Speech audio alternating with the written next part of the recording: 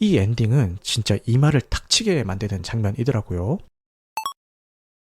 스포일러를 포함하고 있으니까요. 영화를 보시고 나서 들으실 것을 권장드리고 후기보다는 해석 위주의 진행이 될 것 같습니다. 박찬욱 감독이 20년간 품어온 프로젝트가 마침내 결실을 맺었습니다. 도널드 웨스트레이크의 소설 X를 원작으로 한 어쩔 수가 없다는 제82회 베니스 국제영화제 경쟁 부분에서 9분간의 기립박수를 받으며 화제의 중심에 섰습니다. 박찬욱 감독은 베니스 기자회견에서 현대 자본주의 사회를 사는 많은 사람들이 고용불안정에 대해 공포를 느낀다면서 어떤 시기든 시의적절하다는 반응을 접했기에 20년 동안 영화화를 포기하지 않을 수 있었다라고 밝혔습니다. 이 영화는 박찬욱 감독의 필모그래피 중에서도 가장 많은 블랙 코미디 요소를 담고 있으면서도 동시에 날카로운 사회 비판을 담아낸 작품입니다. 자본주의라는 거대한 시스템 앞에서 개인이 어떻게 무력해지고 괴물이 될 수 있는지를 그려내면서 어쩔 수 없다라는 말이 생존을 위한 변명이자 자기 합리화의 기제가 되어버린 우리 사회의 모습을 냉정하면서도 연민어린 시선으로 표현합니다. 제가 늘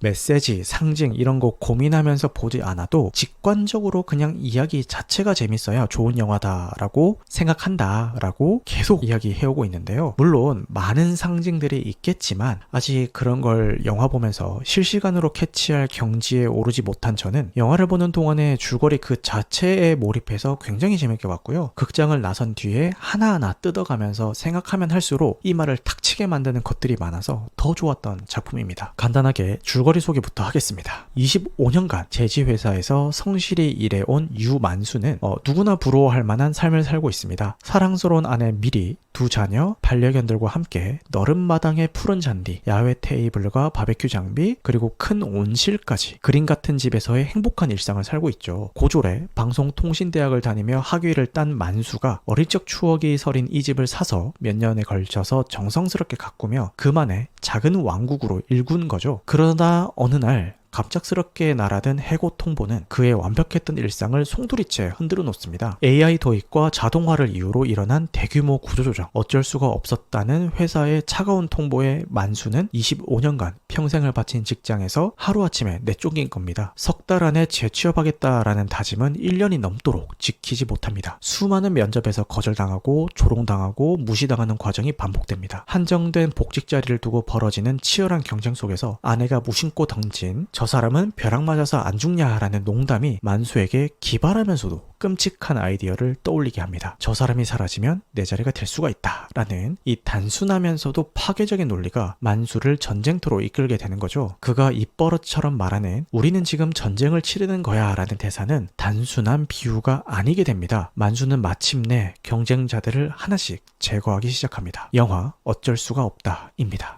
지금부터는 영화에 등장하는 상징들에 대해서 하나하나 살펴볼 텐데요. 먼저 만수라는 인물의 내면부터 들여다보겠습니다. 만수가 정원을 관리하고 분재의 모양을 잡는 장면이 등장하는데요. 가지를 다듬고 모양을 만들면서 질서를 유지하려는 그 행동은 직장, 가족, 사회에서 자신이 쌓아올린 질서를 지키려는 것으로 보였습니다. 그러나 가지치기나 분재의 가지 모양을 바꾸는 것은 본래의 형태를 바꾸는 인위적인 행위입니다. 자연스러움을 거부하고 억지로 자신의 뜻에 맞게 세상을 구부리려 하는 만수의 태도가 여기에 투영되는 거죠. 급기야 만수가 나뭇가지를 휘게 하려다가 부러뜨리는 장면은 그가 더 이상 관리 수준으로는 세상을 다룰 수 없음을, 결국 파괴적인 방식으로 문제를 해결하게 된다라는 암시로 보였습니다. 만수가 치통을 참는 장면도 자주 나오는데요. 내면적 불안과 미뤄진 책임을 치통을 통해서 묘사하고 있다라고 생각을 합니다. 치통은 처음에는 사소하고 계속 신경을 건드리는 불편함 정도죠. 그렇다고 해서 해결하지 않고 방치하면은 결국에는 일상 전체를 지배하는 고통으로 발전합니다. 해고와 재취업의 실패, 그리고 가정불화라는 이 만수의 상황이 바로 이런 식으로 그의 삶을 갉아먹고 있는 거죠. 치과를 가지 않고 계속 참는 것처럼 만수는 문제를 근본적으로 해결하지 않고 버티려고 합니다. 결국 치통이 악화될수록 만수의 심리도 한계점까지 몰려서 폭발적인 선택을 하게 되는 거죠. 이런 만수를 외부에서 압박하는 것들에 대해서도 이야기해봐야 될 것 같은데요. 영화에서 반복되는 면접 장면이 인상적이었습니다. 면접장은 본질적으로 권력의 게임이 펼쳐지는 공간입니다. 면접관과 피면접자라는 이어지는 권력 불균형 관계 속에서 만수는 위축되고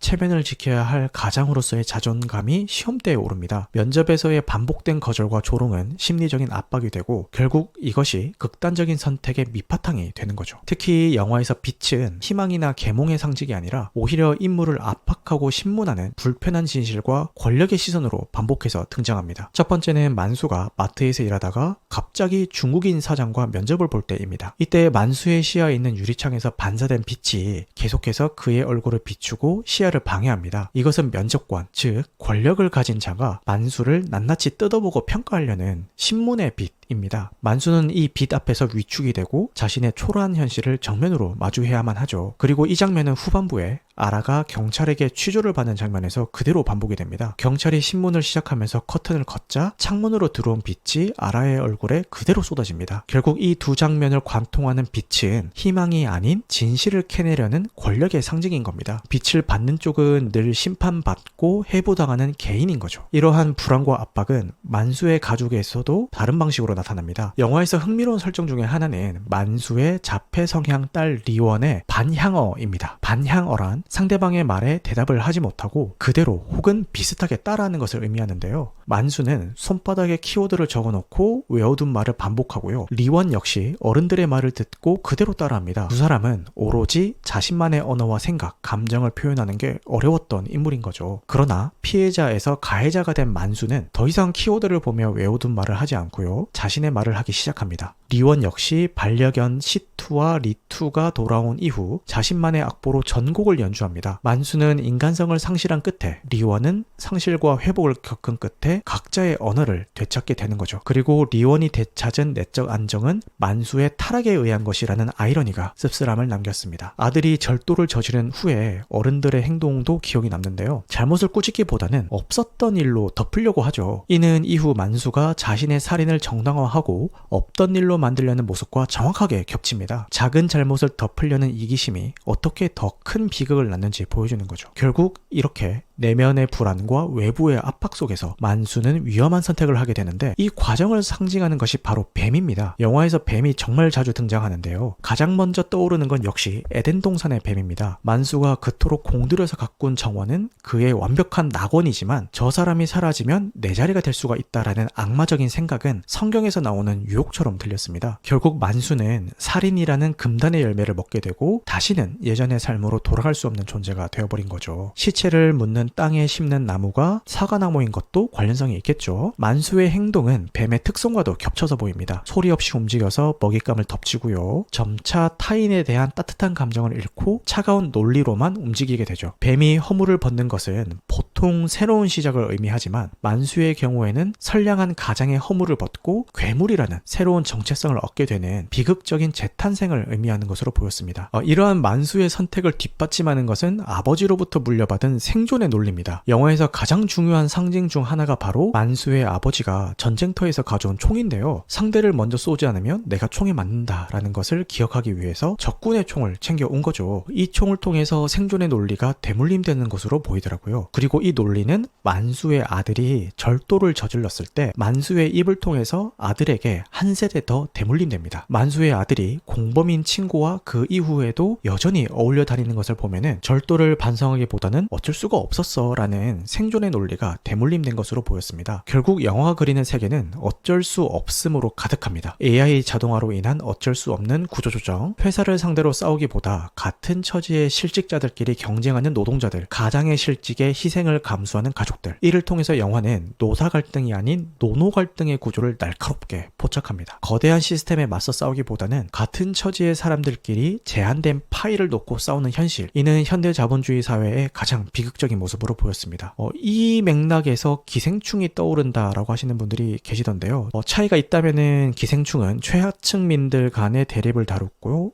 어쩔 수가 없다는 몰락한 중산층들끼리의 대립을 다룬다라는 게 차이가 있겠죠. 만수가 계속해서 제지업계에만 집중해서 지원하는 것도 의미심장했습니다. 이 업계가 아니면 의미 없다라는 내적 명제가 그를 가두게 되는 거죠. 이건 법모도 마찬가지입니다. 넌 다른 길이 없어 라고 말하는 사회구조 속에서 주인공 자신도 내가 다른 길을 선택할 수 없다라는 내적 명제를 반복하면서 점점 더 갇혀가는 거죠. 바로 이 지점에서 이하라가 구본모에게 던진 실직당한 게 중요한 게 아니라 실직당한 후에 어떻게 하는지가 중요한 거야 라는 대사는 영화의 핵심 메시지 중 하나로 들렸습니다. 제지회사 복직만이 유일한 길이라고 믿으면서 스스로를 갉아먹는 구본모와 최악의 선택을 하는 만수에게 동시에 던지는 말이겠죠. 어쩔 수 없는 상황에 굴복하고 주저앉을 것인가 아니면 다른 길을 모색할 것인가. 영화는 이 질문을 관객에게 고스란히 넘기면서 여운을 남겼습니다. 그리고 이 모든 이야기를 집약하는 것이 바로 영화의 마지막 무자비하게 나무들이 벌목되는 장면입니다. 이 엔딩은 진짜 이마를 탁 치게 만드는 장면이더라고요. 첫째로 이 장면은 영화 내내 만수가 강박적으로 정원을 가꾸던 모습과 극명한 대비를 이룹니다. 자신의 작은 왕국을 통제하려고 했던 그는 결국 완전한 파괴의 현장 앞에 서게 된 거죠. 둘째로 만수가 평생 몸담았던 곳이 바로 제지회사였다라는 점을 생각하면은 이 장면은 더욱 섬뜩하게 다가옵니다. 자본주의 시스템이 자연, 즉 나무를 착취해서 이윤을 남기듯이 노동자 역시 똑같이 착취당하고 소모품처럼 벌어진다라는 구조를 보여주는 겁니다. 만수 자신도 시스템에 의해서 벌목당했고 살아남기 위해 다른 사람들을 벌목하는 존재가 되어버린 순환하는 폭력을 보여줍니다. 마지막으로 이 대규모 벌목 장면은 회사가 단행했던 구조조정 과정을 그대로 시각화한 것 같기도 했습니다. 거대한 종깃톱이 나무들을 효율적으로 베어버리듯이 AI와 자동화는 노동자들을 무차별적으로 제거해버렸죠. 가장 절망적인 것은 영화가 그 어떤 희망의 여지도 남기지 않는다라는 점입니다. 보통 벌목 후에는 새로운 나무를 심는 재조림이라도 있기 마련인데 영화는 오직 파괴의 순간만을 비춥니다. 저 벌목되는 나무들은 어쩌면 곧 우리 자신이며 우리가 사는 세계이고 우리가 잃어가고 있는 인간성일지도 모릅니다. 이제 아쉬운 점에 대해서 좀 얘기를 해볼 텐데요. 아라와 법모의 집에서 살인미수와 살인 현장을 목격한 만수가 갑자기 댄스 파티장에서 춤을 추는 장면으로 이어지는데요. 이런 일부 감정선의 연결이 부자연스럽다라는 느낌을 받았습니다. 이 장면은 블랙 코미디라는 장르적 특성을 고려하더라도 다소 부자연스럽게 느껴졌습니다. 쿠조쿠조님은 댄스 파티라는 것 자체도 한국 정서에 잘 안 맞는데 너무 뜬금없긴 했습니다. 할리우드판 각본을 고쳐 쓴 흔적 같기도 하고요 라고 하는데 저와 비슷하게 느끼셨군요. 공감해 주셔서 감사합니다. 정리하자면은 어쩔 수가 없다는 박찬욱 감독이 20년간 포기하지 않고 만들어낸 이유가 분명한 작품입니다. 고용 불안정이라는 주제는 어느 시대나 유효하며 특히 AI와 자동화가 가속화되는 현재에 더욱 절실하게 다가옵니다. 저 같은 이런 사기업에 다니는 월급쟁이라면은 누구나 공감할 수 있는 고용 불안의 공포, 그리고 그 공포가 인간을 어디까지 몰아갈 수 있는지를 영화는 냉정하게 보여줍니다. 만수의 선택은 결코 용서받을 수는 없지만 관객은 나라면 어땠을까? 라는 불편한 질문과 마주하게 됩니다. 극장을 나서는 순간 나도 어쩔 수가 없다라는 말을 얼마나 쉽게 내뱉으면서 살아왔는지 돌아보게 되더라고요. 어쩔 수가 없다라는 변명과 어떻게든 해야 한다라는 책임 사이에서 선량함과 생존의 무게 사이에서 영화가 끝난 후에도 계속 여운이 남았습니다. 이 영화를 보신 분들은 어떻게 보셨는지 자유롭게 댓글 남겨주시면 읽고 저도 배우도록 하겠습니다. 은하는 크림빵님이 생각해보니까 종이를 만드는 주인공 대척점이 휴대폰을 파는 남자였던 것 같기도 하네요. 그렇네. 좋은 해석 감사합니다. 그렇게 볼 수도 있겠네요. 그래서 둘이 약간 좀 으르렁거리는 그런 게 좀 있죠. 생각보다 개그 타율이 좋긴 하더군요. 상영관에서 웃음이 좀 터져 나온. 네, 맞아요. 많이 웃었던 것 같습니다. 특히 슬랩스틱 같은 것들이 좀 많아서 재밌었던 것 같아요. 저는 음악 크게 틀고 대화하는 부분에서 안절부절 이거 어쩌나 하면서 그 장면이 진짜 좀 명장면이긴 하죠. 조용필의 고추잠자리가 나오면서 난투극이 막 벌어지는데 그 장면이 굉장히 인상 깊었습니다. 여기 오신 분들은 다 그래도 그냥 보통 정도는 다 보신 것 같네요. 오늘 와주신 분들은 뭐 이런 영화를 만들었어 이런 분들은 안 계신 것 같아서 그나마 좀 공감대 형성을 하면서 이렇게 이야기를 한 것 같습니다.